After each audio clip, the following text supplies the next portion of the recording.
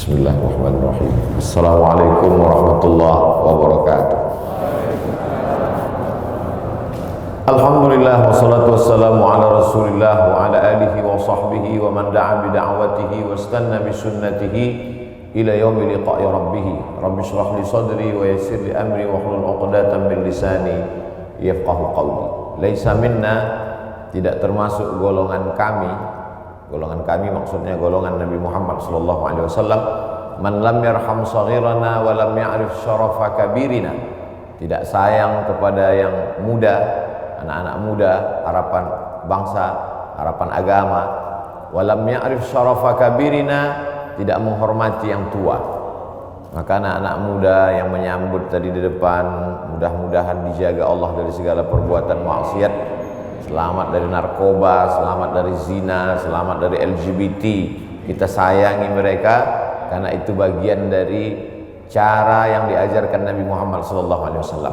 Adapun orang-orang tua kita yang sama-sama kita hormati, Syekhuna Al-Fadil Al-Mukarram Al-Ustaz Kiai Haji Dr. Lutfi Fathullah, yang selama ini kita ambil ilmu dari mulai mustalah hadis sampai kajian hadis, khususnya Sahih Bukhari yang beliau ajarkan di televisi. Biasanya para asatiz hanya mengajar mau'izah hasanah, ceramah umum, tablik akbar. Rasanya sepengetahuan saya dari beliaulah kita dapat hadis-hadis Sahih Bukhari berurutan dari awal sampai akhir. Mudah-mudahan panjang umur, sehat badan, bermanfaat buat umat. Pengurus dari mulai ketua seluruhnya tak dapat saya sebutkan. Masjid Agung Sunda Kelapa, jamaah tetap yang berhadir, yang langsung online maupun langsung offline bersama kita subuh ini, maupun yang mengikuti melalui online, melalui rekaman. Insya Allah apa yang kita lakukan subuh ini menjadi amal soleh yang dapat kita jadikan bekal menghadap Allah Subhanahu wa ta'ala. Kullu amrin zibalin, semua amal yang baik, walam yubda' bi bismillah, kalau tidak diawali dengan nama Allah, fahuwa aqta', maka amal itu putus. Dia hanya sekedar rutinitas semata, tak dapat dibawa sebagai amal ketika menghadap Allah Subhanahu wa ta'ala. Maka segala sesuatu diawali dengan ada dua bentuk. Satu disebut dengan bismillah, dalam riwayat lain disebut dengan bihamdillah. Dua-duanya kita pakai. Dimulai dengan bismillah, bismillahirrahmanirrahim. Dimulai dengan alhamdulillah, alhamdulillahirabbil alamin.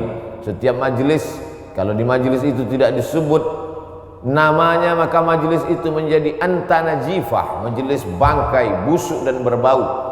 Maka namanya kita sebut Allahumma salli ala sayyidina Muhammad wa ala ali sayyidina Muhammad. Allahumma salli ala sayyidina wa maulana wa syafi'ina wa dzukhrina Muhammad wa ala ali Muhammad. Dia disebut dengan sayyidina karena dia sendiri menyebut namanya sayyidina. Ana sayyidu waladi Adam, aku ini adalah pemimpin anak cucu Adam. Maka kita menyebutnya sayyidina. Kita menyebutnya maulana karena dia sendiri menyebut dirinya maulana. Man kuntu maulahu, siapa yang menganggap aku sebagai pemimpinnya, fa'ali maulahu, maka Sayyidina Ali pun pemimpinnya. Maka kita menyebutnya maulana. Kita juga menyebutnya syafi'una karena dia syafi'un musaffa', dia pemberi syafaat karena dia diberi kuasa oleh Allah Ta'ala untuk memberikan syafaat. Maka kita menyebutnya syafi'ina Muhammad sallallahu alaihi wasallam, dan kita bangga menjadi umatnya. Lau kana Musa hayyan ma wasa'ahu illa ayat tabi'ani. Seandainya Nabi Musa itu hidup, maka dia pasti akan mengikuti aku, kata Nabi Muhammad sallallahu alaihi wasallam. Nabi Musa saja ingin menjadi umat Muhammad sallallahu alaihi wasallam, maka kita bangga menjadi umatnya. Kita menyebutnya zuhrina, kebanggaan kita. Nabi besar, sayyidul anbiya wal mursalin, sayyidul khalqi ajma'in, sayyidina maulana Muhammad sallallahu alaihi wasallam. Karena dialah kita mengenal Allah, karena dia kita tahu bahwa subuh ini memiliki keutamaan yang luar biasa. Man shallas subha fi jama'atin, siapa yang salat subuh berjamaah, faka'annama shallal laila kullah, sama seperti orang yang salat sepanjang malam. Tadi dikatakan adinda protokol, ada yang sudah sampai ke masjid ini jam 3. Orang yang sampai ke masjid ini jam 3 bisa jadi karena memang rutinitasnya bangunnya cepat sampai jam 3, bisa jadi karena memang mencari fadilah keutamaan waktu sahur utama, wabil asharihum yastaghfirun, dia tidak ingin kehilangan waktu utama beristighfar menjelang sahur, menjelang subuh. Bisa juga datang jam 3 karena salah jadwal, bisa juga. Tapi andai salah jadwal, salah setel jam waker pun tetap juga mendapatkan keutamaan i'tikaf di masjid. Mudah-mudahan kekeliruan kita pun menjadi amal soleh insyaallah. Tema kita rezeki di masa pandemi. Islam datang merubah cara pandang. Dulu orang menganggap kalau sakit itu adalah laknat, kalau sehat adalah rahmat. Kalau cara pandangnya begitu, maka nanti setiap melihat orang sakit berarti dilaknat. Ada orang rajin sholat, rajin puasa, rajin sedekah, selalu datang awal waktu, tiba-tiba sakit. Ente kok dilaknat Tuhan ya? Karena cara pandang dia salah. Kalau sehat rahmat, kalau sakit laknat. Datang Islam merubah cara pandang. Ma yusibul mu'min min nasabin wala wasabin wala saqamin wala syaukin yastakuha. Lemah, gundah gulana, galau, susah hati, sakit fisik, sampai duri yang menusuk tapak kaki, sesungguhnya itu adalah cara Allah untuk menghapuskan dosa-dosa. Jadi cara pandang kita berubah, sehingga ketika orang sakit dia tidak merasa dirinya sedang terlaknat, tapi dia sedang merasa dirinya sedang diampuni Allah Subhanahu wa taala. Ketika saya sampaikan hadis ini, dipotong oleh jamaah bahwa sakit menghapuskan dosa, diupload di Instagram, di komen orang, saya tidak setuju dengan kata-kata Abdul Somad. Itu bukan kata-kata saya, itu hadis. Tapi memang melawan orang yang tidak paham itu menghabiskan energi. Ada orang yang tidak paham, kita kasih paham. Ada orang cari paham, kita beri paham. Tapi ada orang yang sengaja gagal paham, ini susah kita dibuatnya. Bahwa penyakit menghilangkan dosa itu adalah ungkapan Nabi Muhammad SAW merubah cara pandang kita. Begitu juga tentang rezeki. Ada uang, rezeki. Tidak ada uang, tidak ada rezeki. Maka kalau begitu cara pandang orang, nanti dia menganggap bahwa Allah Ta'ala tidak adil. Kenapa saya yang sholat, saya yang puasa sunat, saya yang zikir, saya yang rajin pengajian tidak ada rezeki? Kenapa orang yang minum khamar, yang zina, yang mabuk, yang sakau, kenapa rezekinya banyak? Karena menurut definisi dia, uang adalah rezeki. Maka Islam datang. Apa itu rezeki? Kullu ma yuntafa'u bihi. Semua yang mendatangkan manfaat untuk akhirat kita, itulah rezeki. Uang tidak selamanya rezeki.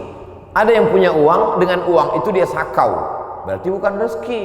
Itu istidraj, azab yang tertunda.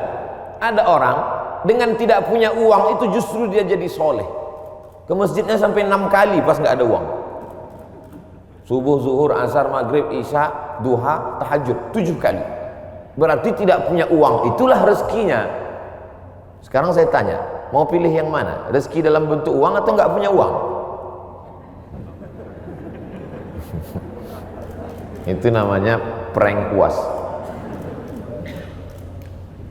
Kullu ma yuntafa'u bihi, semua yang mendatangkan manfaat, bukan manfaat materialis, bukan manfaat kebendaan dunia, manfaat untuk akhirat kita, maka itulah rezeki. Jadi kalau kita membayangkan bahwa rezeki itu hanya emas, maka semua orang yang tidak punya emas berarti tidak dapat rezeki. Padahal anak adalah rezeki. Kenapa anak itu rezeki? Karena anak mendatangkan manfaat, amal jariah yang tidak putus, waladun salihun. Tapi kalau orang menganggap mendapatkan anak itu rezeki, lalu yang tidak punya anak berarti tidak dapat rezeki, maka sesungguhnya tidak punya anak juga bisa jadi rezeki. Kenapa? Karena berapa banyak orang punya anak hanya menyusahkan dirinya saja. Sejak dari mulai lahir sampai anak itu punya anak, menyusahkan saja. Maka dia tidak menjadi rezeki, karena tidak mendatangkan manfaat. Dia justru menjadi laknat, Na'udzubillah. Ini semua diluruskan pemahaman kita tentang rezeki. Yang meluruskan itu adalah Allah. Dikirimnya Nabi yang dia pilih, Nabi Muhammad SAW, supaya kita faham, jangan sampai salah. Kalau sudah salah faham, akhirnya salah ngomong, salah cara berpikir, salah pandang, salah bicara, salah berbuat. Yang paling mengerikan adalah salah sangka kepada Allah Subhanahu wa ta'ala.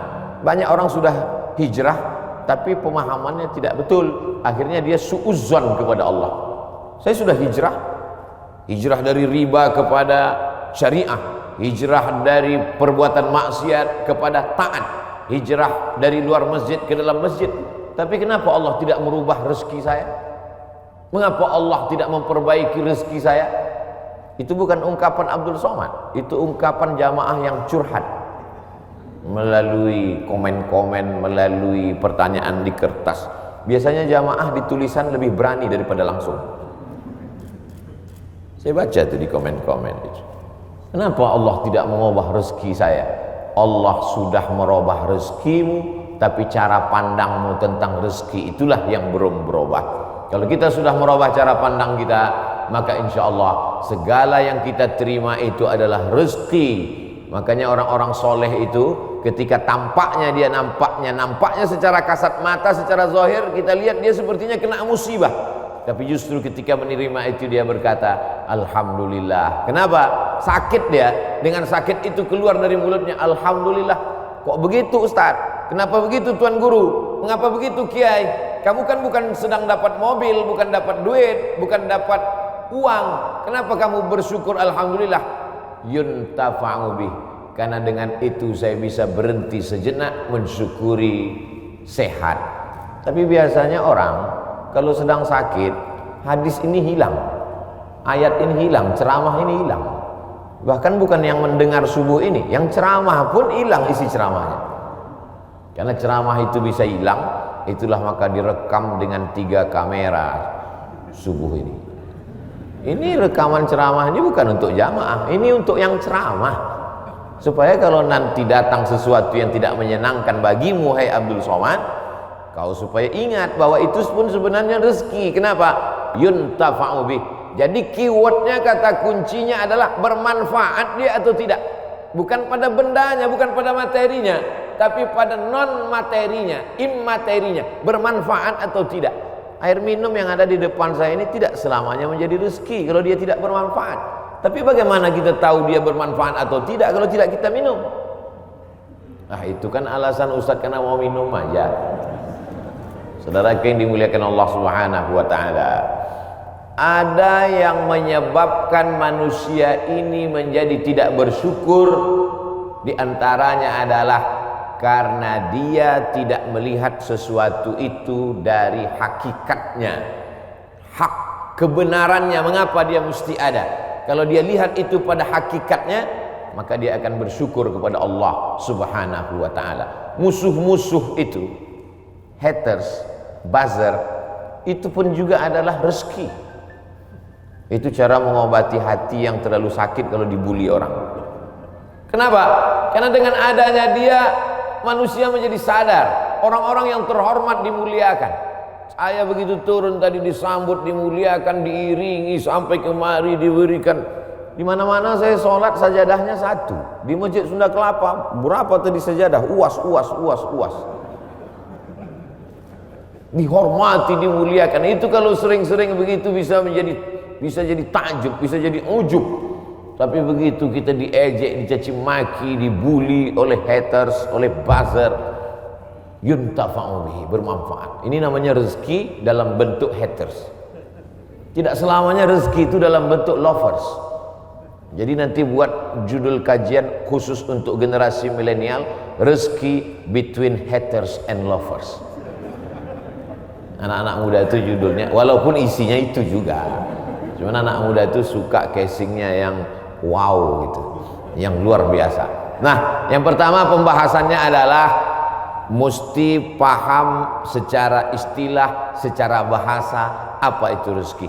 Saya tidak terlalu formal, lughatan wastilahan, etimologi, terminologi dan lain sebagainya, karena kajian subuh itu memang adalah kajian-kajian yang luar biasa karena godaan setan. Tapi kalau ada jamaah yang tertidur, kita tidak juga bisa salahkan karena dia sedang dapat rezeki. Karena tidur itu juga rezeki. Karena kata kuncinya adalah ma yuntafa'u bihi, bermanfaat, maka tidur juga mendatangkan manfaat. Ini jawaban untuk jamaah yang suka tertidur kalau melihat wajah ustaz. Dia kena penyakit insomnia, tidak bisa tidur. Bolak-balik makan obat, tidak bisa tidur. Tapi begitu khotib naik mimbar, langsung tertidur. Itu juga merupakan manfaat. Kenapa? Karena dengan tidur itulah kita. Saya terus terang menahan makan bisa, menahan minum bisa.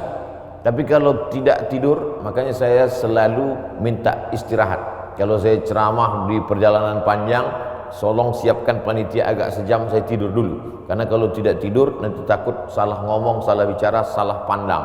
Yang terhormat Bapak RT, padahal dia lurah, tentu dia tersinggung karena salah pandang.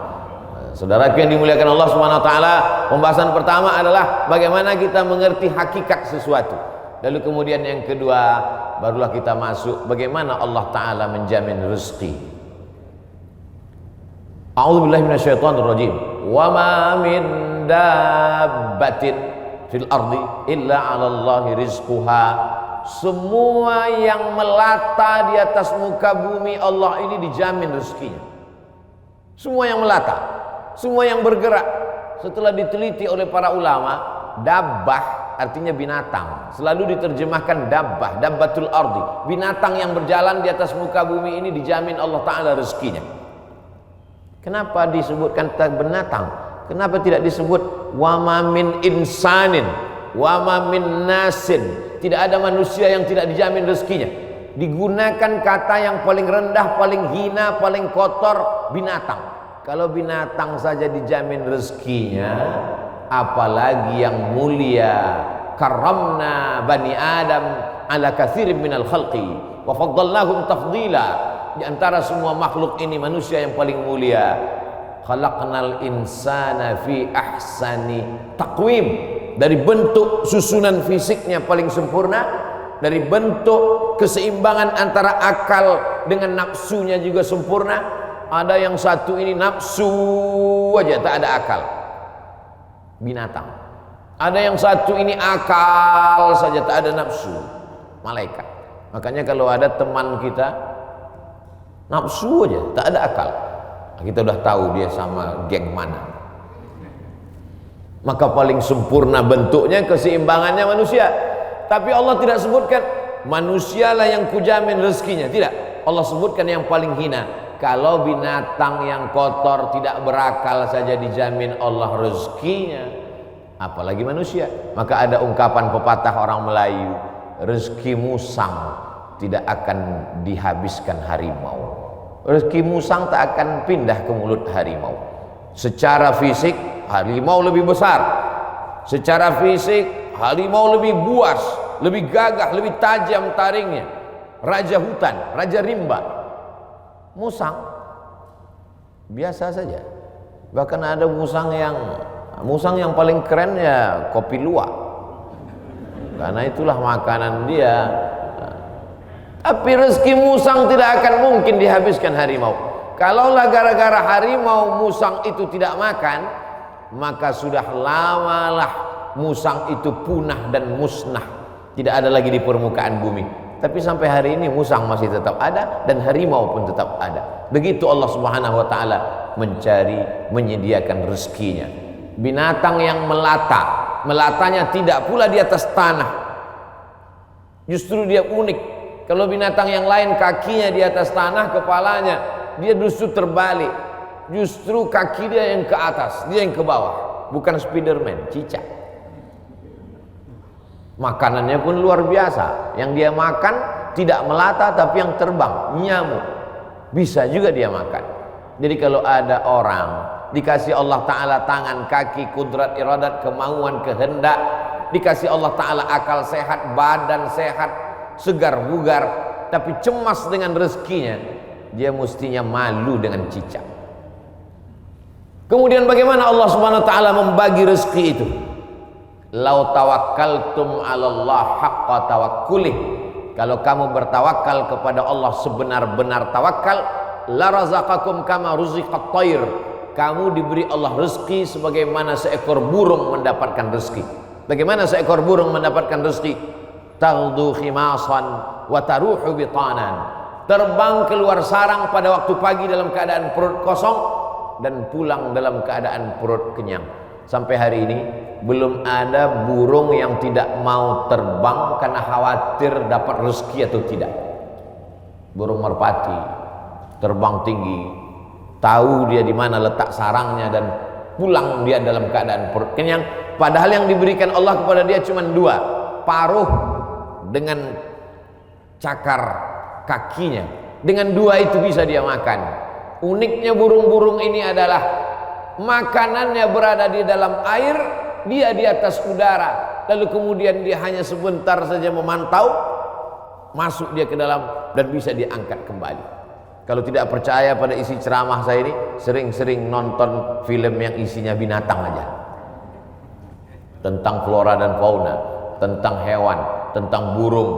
Aneh dan uniknya, yang menyuruh kita untuk mempelajari binatang hewan ini adalah Allah Subhanahu wa taala. Tapi yang mempertontonkan kita, kameramennya sampai berbulan-bulan di dalam hutan untuk menampilkan, hanya memperlihatkan seekor burung bisa menangkap seekor ikan, untuk memperlihatkan bagaimana Allah membagi rezeki kepada kita. Sesungguhnya di balik konten yang luar biasa ada kameramen yang sangat tersiksa.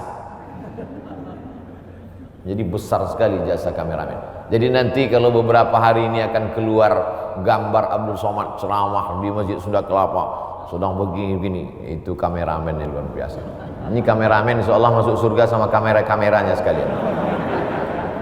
Saudara yang dimuliakan. Cuman kameramen kalau bisa matanya harus seimbang. Jadi jangan selamanya begini. Jadi sekali-sekali begini, sekali-sekali. Saya khawatir nanti setelah tua matanya begini. Selalu ada keseimbangan. Saudara yang dimuliakan Allah SWT, kamera itu pun juga adalah rezeki. Kenapa? Yuntafa'u bihi. Kapan kamera menjadi rezeki? Ketika dia bermanfaat. Kalau kamera hanya untuk mengambil gambar orang yang membuka aurat, maka itu bukan kamera rezeki, itu namanya kamera Sony. Itu namanya kamera laknat. Itu namanya kamera yang mendatangkan, bukan pada mereknya, bukan pada kameramennya, tapi apakah dia mendatangkan manfaat atau tidak. Begitu Allah SWT memberikan rezeki. Suatu ketika ada salah seorang dari wali-wali Allah, setelah mendengar ceramah Ustadz, bagaimana perjalanan Ustadz berdakwah, bagaimana perjuangan Ustadz, saya menganggap Ustadz salah seorang dari wali-wali Allah. Kata jamaah, mendengar itu saya, ente kok tahu? Saya ini wali murid. Kaedah kewalian, la ya'riful wali illal wali. Yang tahu bahwa itu wali adalah wali juga. Jadi kalau ada orang mengatakan, menurut saya Kiai Anu itu wali, berarti dia wali. Lalu siapa yang tahu bahwa dia wali? Kamu mengatakan Kiai itu wali? Iya. Terus yang ngangkat kamu jadi wali siapa? Saya sendiri. Ini namanya buceri, bule ngecat rambut sendiri. Karena dia klaim saja ada seorang wali Allah. Seorang wali Allah ini berjalan, dalam perjalanan panjangnya dia melihat ada seorang wali Allah juga yang duduk di gurun pasir hanya berzikir. Lalu wali yang berjalan bertanya kepada wali yang duduk, "Kamu kenapa duduk dari tadi tidak cari rezeki?" Kata wali yang duduk, "Apa kau tidak tahu firman Allah, wa ma min dabbatin fil ardi illa 'ala Allahi rizquha." Semua makhluk yang melata di atas muka bumi Allah, rezekinya sudah dijamin Allah. Percaya kau pada ayat ini? Percaya, aku wali Allah. Kalau percaya kepada ayat bahwa rezeki dijamin Allah, untuk apa lagi kita cari rezeki? Kalau kau tidak percaya bahwa rezeki dijamin Allah, lihatlah di atas pohon kurma itu. Ada seekor burung, sejak telurnya menetas, sayapnya patah, Sayapnya patah, dia tidak bisa terbang, tapi dia tetap menjadi burung yang besar di atas pohon kurma. Kenapa? Kita lihat nanti. Tak lama terlihat datang burung lain membawakan makanan. Datang burung membawakan cacing, datang burung membawakan ikan. Naik ke atas pohon kurma yang di atasnya ada seekor burung yang patah sayap. Begitulah kalau Allah berkehendak, rezekinya dijamin Allah, dia tidak perlu terbang. Datang burung lain membawakan. Burung yang datang ini bukan ojek online. Burung lain datang membawakan tanpa perintah manusia. Allah memerintahkan hatinya. Oh, begitu. Iya. Lalu apa kata wali Allah yang berdiri kepada wali Allah yang duduk? Kenapa kau tidak amalkan sunnah al-yadul ulya khairum minal yadis sufla? Kenapa engkau tidak memilih menjadi burung yang mendatangkan cacing dan ikan? Kenapa justru memilih menjadi burung yang duduk menunggu makanan datang? Mendengar itu wali Allah yang duduk itu tegak berdiri dan dia mengatakan, kalau begitu aku lebih memilih ingin menjadi burung yang membawakan makanan, karena mengikut sunnah Rasulullah SAW. Al-yadul ulya khairum minal yadis sufla, tangan di atas yang memberi lebih mulia daripada yang menerima. Artinya apa? Dengan rezeki, mencari rezeki, punya rezeki bermanfaat, maka orang itu lebih tinggi derajatnya daripada beriman, yakin, tapi hanya menanti menunggu. Makanya dalam Islam diajarkan al-mu'minul qawiyyu, seorang mukmin yang kuat, kuat fisiknya, kuat otaknya, kuat ilmunya, kuat finansialnya, kuat duitnya. Khairun, dia lebih baik di hadapan Allah. Wa ahabbu ilallah, lebih dicintai Allah. Minal mu'minid dhaif, daripada mukmin yang lemah. Wali Allah kalau menerima hadis mudah dia menerima. Ini contohnya. Wali Allah begitu menerima hadis langsung dia terima. Dia langsung tegak berdiri. Jadi kalau ada hari ini orang yang diyakini sebagai wali Allah tapi bertentangan dengan sunnah-sunnah Rasulullah, maka sesungguhnya bukan wali Allah. Jadi wali apa? Wali setan. Suatu ketika ada seorang wali Allah membawa murid-muridnya untuk menemui seseorang yang dikatakan wali Allah. Diceritakan dalam kitab Ar-Risalah Al-Qushairiyah, Imam Abdul Qasim Al-Qushairi. Murid-murid, kita mau ketemu dengan seorang wali Allah. Di mana Tuan Guru? Di masjid. Dia tidak pernah keluar masjid, dia dalam masjid. Ya, sampai di dalam masjid bertemu dengan wali Allah, bersalaman. Tiba-tiba orang yang dikatakan wali Allah itu, maaf, meludah dalam masjid. Lalu kemudian saat itu juga sang guru berkata, mari kita tinggalkan orang ini bukan wali Allah. Kenapa Tuan Guru? Dia banyak karamahnya, dia mulia. Karena dia meludah dalam masjid. Perbuatannya bertentangan dengan syariat, bertentangan dengan sunnah Rasulullah SAW. Karena bumi yang paling mulia adalah masjid, meludah dalam masjid adalah menghinakan masjid, maka perbuatannya sudah menjatuhkan kedudukan dirinya di hadapan Allah karena bertentangan dengan sunnah Rasulullah Sallallahu Alaihi Wasallam.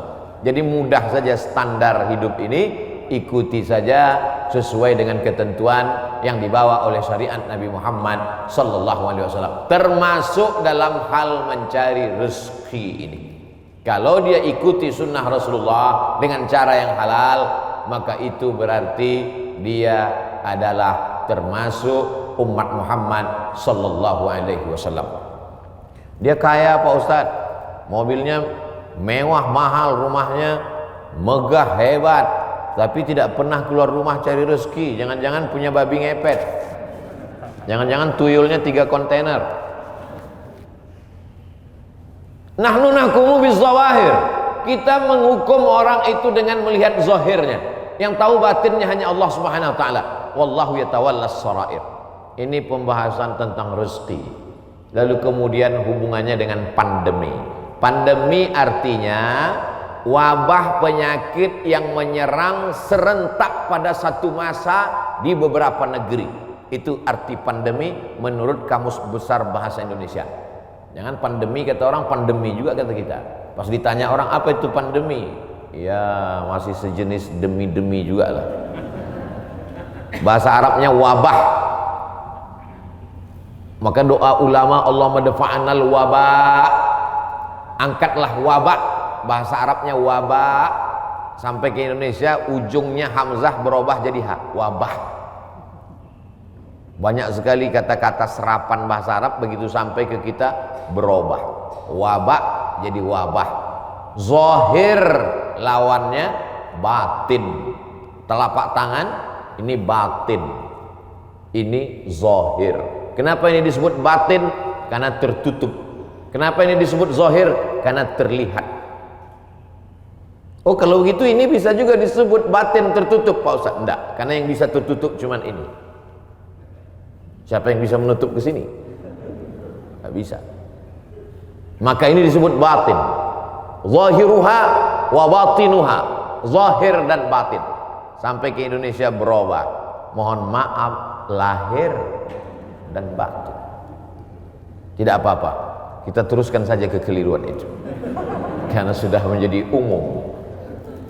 Ada nama kamus bahasa Arab khotok sya'i', khotok salah, sya'i' tapi populer. Ternyata kalau salah tapi populer, diteruskan saja kesalahan itu. Nah, kembali kepada pandemi, wabah. Wabah ini bukan sesuatu yang baru. Ada kota namanya Yathrib. Yathrib itu artinya kota yang banyak wabah penyakit. Nabi selalu merubah nama yang tidak baik kepada nama yang baik. Kamu mau kemana? Saya mau ke kampung wabah. Namanya saja sudah membuat kita memberikan efek negatif. Nama Abdul Somad, tempat tanggal lahir wabah COVID-19. Maka memberikan efek yang tidak baik.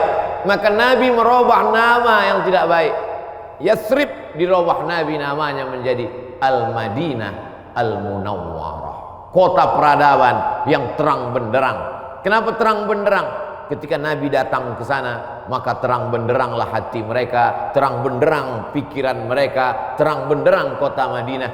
Mereka sambut dengan Tola'al Badru alaina. Badru artinya bulan purnama yang terang benderang. Kalau bulan itu bulat, namanya Badar. Kalau bulannya masih sabit, namanya hilal. Yang selalu dicari-cari orang, hilal. Hati-hati kalau ibu punya suami hilal. Saudaraku yang dimuliakan Allah Subhanahu wa taala. Maka pandemi, wabah menyebar sudah terjadi sejak lama. Makanya dalam hadis dikatakan al-mat'unu syahid. Orang yang meninggal karena wabah ta'un, wabah penyakit, pandemi, maka dia mati syahid. Saudara kita, sahabat kita, kawan kita, tetangga kita, satu sekolah dengan kita, meninggal dunia. Berikan kabar gembira kepada istrinya kalau suaminya meninggal. Sabar Pak, dia meninggal sebagai seorang syahid. Wala taqulu liman yuqtalu fi sabilillahi amwat. Jangan kau katakan orang yang mati syahid itu mati. Bal ahya, mereka hidup. Tapi mereka meninggalnya ketika mau Idul Fitri, Pak Ustadz, bajunya sudah dibeli. Ada yang lebih sayang kepada dia daripada kita. Kita tidak tahu entah apa amal dia sehingga Allah memilih dia untuk berhari raya bersama para malaikat, bersama Allah Subhanahu wa taala. Maka mendengar cerita kita itu lapang dadanya. Kata-kata kita mestilah menjadi setawar sedingin, menawarkan hati yang luka, mendinginkan hati yang panas dari ucapan kata-kata yang menyejukkan. Kalau kita tidak bisa menenangkan orang dengan materi, maka tenangkanlah dengan kata-kata. Rezeki di masa pandemi berkurang.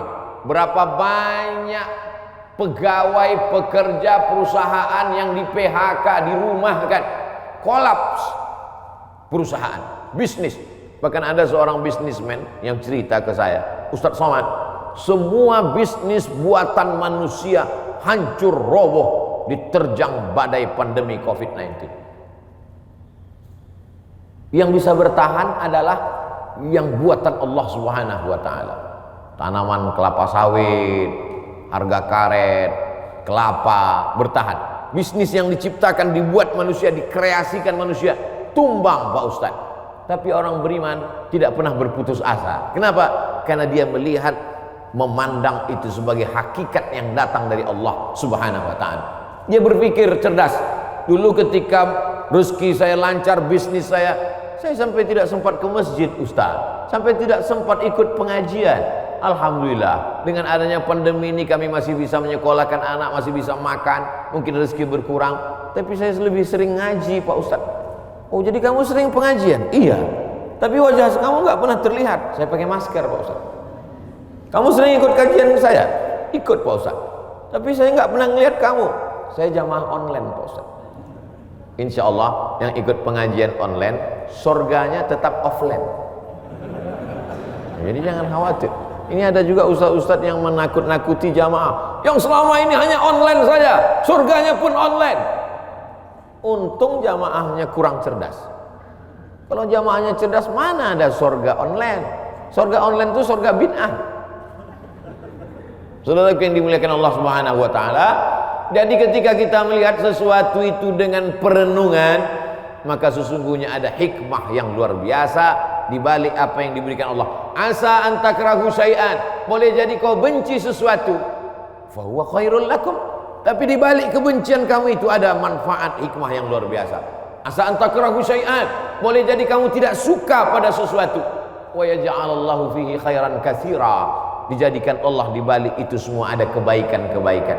Tapi kadang kita susah untuk berpikir cerdas, cermat, jernih di tengah hiruk pikuk suara orang banyak. Gimana kata kalau kita mau berpikir saat di tangan kita dua handphone, yang satu IG, yang satu Instagram? Gimana kita mau berpikir jernih di saat kita sedang di tengah orang yang pikirannya berkecamuk? Maka bangunlah di tengah malam, seperti jamaah yang dikatakan protokol tadi, yang datang jam 3 malam ke masjid. Kalau dia sampai ke masjid jam 3, tentu bangunnya jam 2. Yang sholat subuh jam 7.30, nggak tahu bangunnya jam berapa. Dia datang ke masjid, tentu dia bangun, habis itu dia mandi, terapi mandi segar, menyegarkan tubuhnya, menyegarkan pikirannya, bersih, gosok gigi, suci, menghadap Allah SWT, sholat sunat uduk 2 rakaat, sholat sunat taubat, sholat sunat tahajud, sholat sunat hajat, sholat sunat witir, berzikir, menjelang azan berkumandang ke masjid. Jernih pikirannya melihat ini. Kalaulah orang rezekinya seret, rezekinya mampat, lalu kemudian dia alihkan konsentrasinya untuk melepaskan sejarah kerisauannya dengan narkoba, dengan khamar, dengan pergaulan bebas, sesungguhnya dia hanya sedang mengalihkan satu masalah kecil, sedang dia alihkan kepada masalah yang besar. Gimana ibu? Bisnisnya sejak Covid ini makin turun atau makin? Alhamdulillah Pak Ustaz, alhamdulillah ada Covid. Alhamdulillah pula dia bilang ada Covid. Kenapa? Selama ini saya kalau mau buka usaha mesti sewa ruko, mesti sewa tempat. Hari ini saya bisa bisnis online Pak Ustaz. Saya cukup buat pasang iklan, masak di dapur sendiri, menggunakan jasa teman-teman yang bisa mengantar, akhirnya makan. Berapa banyak saudara-saudara kita yang hari ini bisnisnya tetap berjalan. Dengan cara apa? Dengan cara online. Cara menyampaikan makanannya saja yang online, makanannya tidak online. Bukan berarti makanan itu digambar lalu dikirim. Makanannya tetap diantarkan dan berjalan. Kenapa? Karena ketika kita duduk dengan tenang, maka akan ada ide-ide yang diberikan Allah Subhanahu wa ta'ala. Yang menenangkan hati itu siapa? Allah.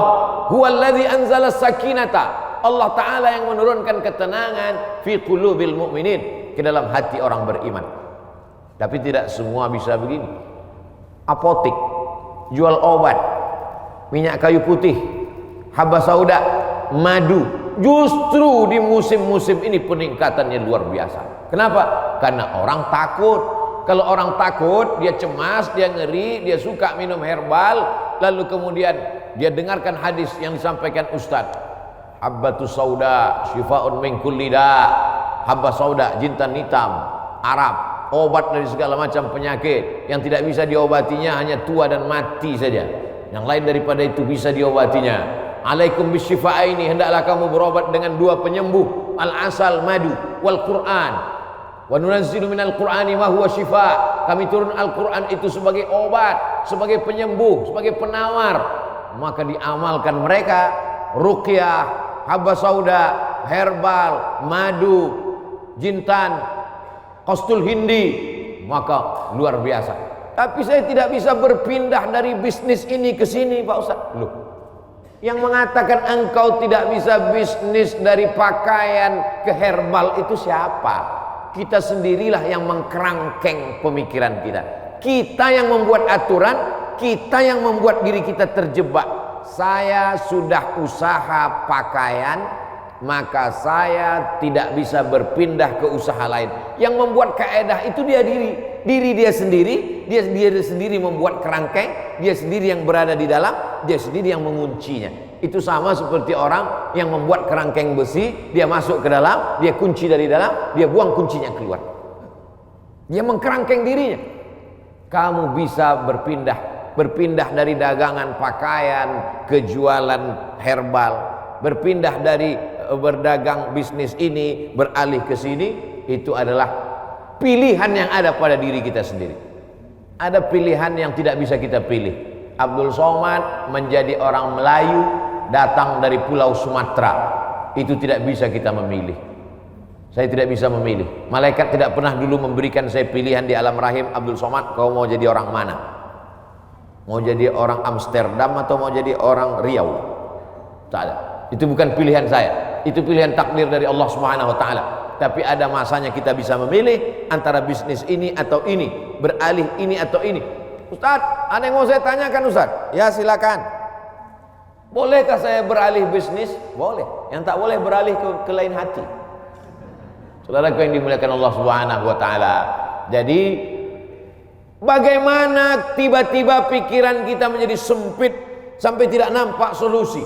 Bagaimana tiba-tiba hati kita ini menjadi beku sampai semuanya terasa menyulitkan, menyusahkan kita?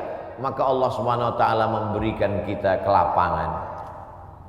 Man lazimal istighfar, siapa yang melazimkan istighfar, mengistiqomahkan, mengamalkan istighfar, ja'alallahu lahu min kulli dhiqin makhraja. Habis waktu ceramah. Oh, matahari terbit. Hebatnya di Masjid Agung Sunda Kelapa. Setiap matahari terbit bunyi alarm. Setiap matahari terbit bunyi alarm. Setiap matahari terbit bunyi alarm. Lama-lama jamaah mengambil kesimpulan bahwa kalau alarm tidak berbunyi, matahari tidak terbit. Kalau ada usaha, baru ada rezeki. Kalau ada usaha, baru ada rezeki. Kalau ada usaha, baru ada rezeki. Kalau tidak ada usaha, berarti tidak ada rezeki. Rezeki terbagi dua. Ada rezeki yang bersifat mauhibah, pemberian Allah. Ada rezeki yang bersifat al-kasbu, usaha. Dan berapa banyak rezeki yang berdasarkan pemberian Allah Ta'ala jauh lebih besar daripada usaha. Tapi jangan gara-gara ini lalu orang tidak mau berusaha. Usaha datang dari kita, pemberian datang dari Allah. Cobalah tanya bisnismen orang-orang kaya itu, apakah dari usahanya itu datang? Berapa banyak usahanya biasa saja, tapi pemberian Allah Subhanahu wa taala luar biasa. Yang dinilai Allah adalah bagaimana seorang hamba berusaha. Itulah ahlus sunnah wal jamaah. Adapun orang yang berpangku tangan menunggu hujan turun dari langit, mereka adalah ahlul bid'ah wad dhalalah. Namanya kelompok Jabbariyah. Al-Jabr. Ada wali nikah itu namanya wali majbur, wali yang boleh memaksa. Jabbariyah orang yang terpaksa. Kata dia, hidup dia ini terpaksa karena takdir. Kau kenapa tidak berusaha? Semua sudah ditakdirkan Allah. Kau kenapa mabuk? Saya tidak ada niat mabuk Pak Ustaz. Saya terpaksa karena takdir. Dua salah dia. Pertama, dia berbuat dosa. Yang kedua, dia mengkambing hitamkan Tuhan atas segala dosa-dosanya.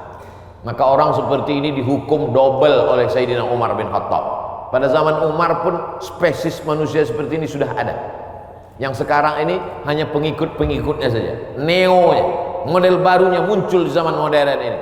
Maka orang seperti ini bukan ahlu sunnah. Ahlu sunnah adalah berkeyakinan bahwa rezeki dijamin Allah, tapi dia juga berusaha. Menurut Imam Abdul Hasan Al-Asy'ari, maka itulah yang disebut dengan al-kasbu wal ikhtiar. Ada usaha. Subuh ini saya sudah ditakdirkan Allah Subhanahu wa taala ada 2 minuman. Yang berada di atas meja ini walaupun nampaknya 3, yang minuman 2, yang ini hand sanitizer. Lalu kemudian saya boleh memilih antara 3 ini. Yang mana yang mau diminum, boleh pilih. Mau yang ini atau yang ini, tapi jangan yang ini. Ketika dia sudah diberikan kepada saya, maka ini milik saya, ini udah takdir saya, ini ketetapan untuk saya. Tapi saya mesti menggerakkan tangan saya, mesti memasukkannya ke mulut saya. Semuanya datang dari Allah. Gerak ini tangan bisa bergerak, itu pun dari Allah. Hati ini untuk condong kemana, itu pun dari Allah. Itulah mengapa dikatakan wallahu khalaqakum wa ma ta'malun. Allah menciptakan kamu dan perbuatan kamu. Perbuatan kamu itu pun juga ciptaan Allah, karena semua datang dari Allah. Menulis, tangan yang menulis ciptaan Allah. Pena, kertas, itu pun ciptaan Allah. Maka dikatakan bahwa kamu dan perbuatan kamu adalah ciptaan Allah. Tapi kita punya pilihan. Wa nafsin wa ma sawwaha, demi jiwa dan penciptaannya. Fa alhamaha fujuraha, ada jalan kiri, jalan fujur, jalan bengkok, jalan hitam. Wa taqwaha, jalan kanan, jalan baik, jalan putih. Maka kita tinggal memilih. Ketika pilihan kita benar, kita dapat surga. Walladzina amanu wa amilus solihati ulaika ashabul jannah. Walladzina kafaru wa kadzdzabu bi ayatina ulaika ashabun nar. Jangan dengan penuh kesadaran sendiri. Menabungnya di bank konvensional haram. Duitnya duit riba, dimakan dengan penuh kesadaran. Ketika ditanya, kau makan riba? Iya, tapi ini haram. Takdir, susah saya menolaknya, Ustaz. Tidak bisa begitu. Karena kita punya pilihan untuk mengalihkan dia dari konvensional ke syariah. Kita punya pilihan untuk memilih antara yang haram dengan yang halal. Ketika pilihan itu tepat, disitulah balasan datang dari Allah Subhanahu wa ta'ala. Saudaraku yang dimuliakan Allah, ada orang yang sanggup memilih, tapi dia tidak mau. Ada orang yang tidak tahu, ada yang pura-pura tidak tahu. Maka semua jenis manusia ini nanti akan mempertanggungjawabkannya di hadapan Allah Subhanahu wa ta'ala. Dengan mengaji kita menjadi tahu. Setelah tahu, ujiannya lebih berat. Selama ini kita tidak tahu, kadang-kadang ada enaknya juga tak tahu. Ada mahasiswa lama, ada mahasiswa baru. Mahasiswa lama dengan mahasiswa baru duduk di tempat yang sama, mau daftar ulang di awal tahun ajaran. Tiba-tiba turun seseorang lewat. Mahasiswa lama lari pontang-panting. Mahasiswa baru nyantai sambil duduk merokok, ngelihat cuek aja. Memangnya yang lewat itu siapa? Rektor. Kenapa mahasiswa lama lari pontang-panting? Dia kenal, dia tahu. Kenapa mahasiswa baru cuek saja seperti tak ada masalah? Karena tidak tahu. Makanya banyak orang sekarang tidak mau tahu dengan agama. Kenapa? Karena kalau saya tahu nanti jadi takut. Padahal takut itulah yang dipesankan oleh khotib di atas mimbar. Takutlah kepada Allah. Itulah yang kita tanamkan selama Ramadan 30 hari. 30 malam, malamnya qiyam, siangnya siam. Akhir daripada target puasa itu adalah la'allakum tattaqun, takut. Salat, tegak, ruku, sujud, subuh, zuhur, asar, maghrib, isya, tahajud, witir, doa, qabliyah, ba'diyah. Apa yang ingin dicapai? Inna salata tanha 'anil fahsya wal munkar. Kajian subuh, kajian kita ini, apa target visi misi dari kajian ini? Kajian ini supaya takut kepada Allah, jangan sampai makan haram, jangan gara-gara pandemi ini lalu kita kemudian berubah keyakinan. Makanya pesan Nabi, qul amantu billah, berilah aku pesan ya Rasulullah. Kalau sudah aku terima pesan yang singkat padat ini, aku tidak akan bertanya lagi kepada siapapun. Katanya, amantu billah, katakan aku beriman kepada Allah. Tsumastaqim, istiqamah. Istiqamah. Sebelum pandemi istiqamah, berusaha dengan rezeki yang halal. Setelah pandemi pun juga istiqamah. Mudah-mudahan kajian ini membuat kita tetap istiqamah, tetap kuat iman dan Islam. Kita sampaikan kepada sahabat jamaah semuanya bagaimana menghadapi pandemi tetap dengan rezeki yang halal. Mudah-mudahan kita selalu dalam ridho Allah Subhanahu wa ta'ala. Lebih kurang 60 menit, kurang-kurang sedikit mohon dimaafkan. Saudaraku yang dimuliakan Allah Subhanahu wa taala, itu yang dapat saya sampaikan pada subuh kali ini. Aqulu qauli hadza astaghfirullah li wa lakum. Selanjutnya saya kembalikan ke protokol. Wassalamualaikum warahmatullahi wabarakatuh.